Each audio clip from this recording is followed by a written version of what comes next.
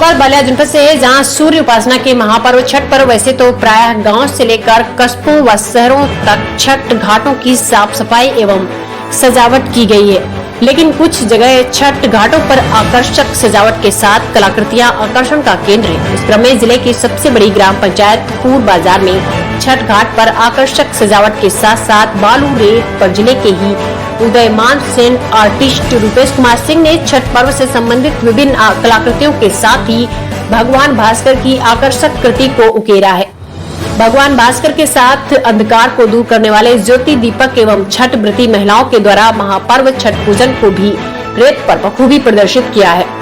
रूपेश सिंह द्वारा रेत पर उकेरी गई विभिन्न कलाकृतियां छठ घाट की शोभा में चार चांद लगा रही है। छठ पूजन समिति के अध्यक्ष भानु प्रकाश सिंह बबलू ने बताया कि पिछले कोरोना काल के ही तरह ही इस बार इस घाट पर व्यापक प्रबंध किए गए हैं, जो कि इस घाट पर काफी भीड़ भी होती है, इसलिए सुरक्षा के भी पर्याप्त प्रबंध किए गए। बलिया जनपद से उमाकांत विश्वकर्मा की रिपोर्ट।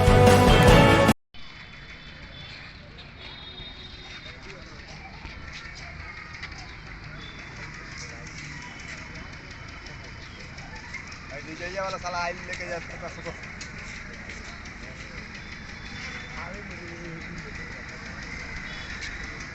दे दो बस सब उनके तू है नहीं आ जा हे ले लो ने सब तू है पकड़ा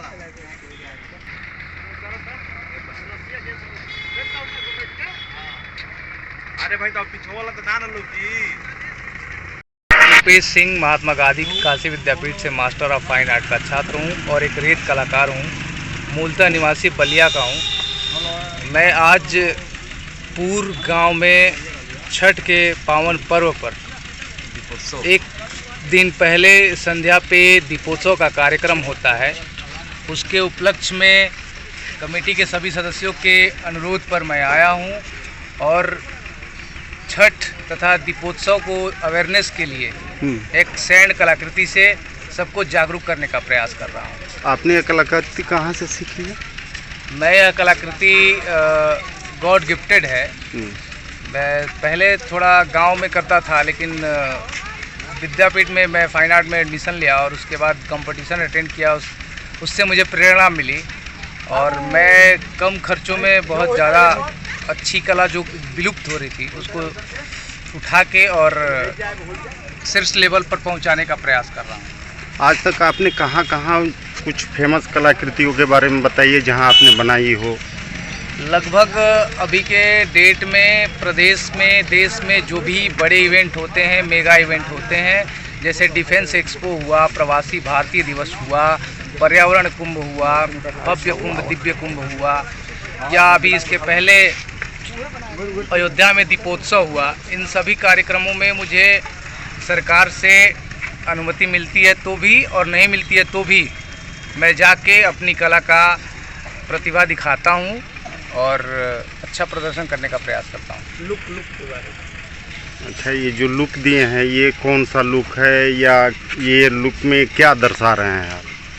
ये छठ और दीपोत्सव पूर्व गांव में इसके पूर्व में भी मनाया जाता है। इस साल मुझे बुलाया गया है। छठ को भी वो कलाकृति दर्शा रही है और ये दीपक जो आज शाम को दीपोत्सव मनाया जाएगा, उसके लिए एक दीपक से सूर्य की तरफ प्रकाश फैले पूरे विश्व में, पूरे देश में, ये कलाकृति का उद्देश्य है। अच्छा, आप ही जो आपका लुक तो आप बलिया के ही रहने वाले हैं, लेकिन आपका लुक सरदार जैसे दिख रहा है, ये कैसे? जी, मैं एक रेत कलाकार हूँ और कुछ कंपटीशनों में गया और मुझे उससे प्रेरणा मिली और मैंने ठान लिया कि मैं दुनिया का सबसे ऊंचा सैंड आर्ट बनाऊंगा। जी।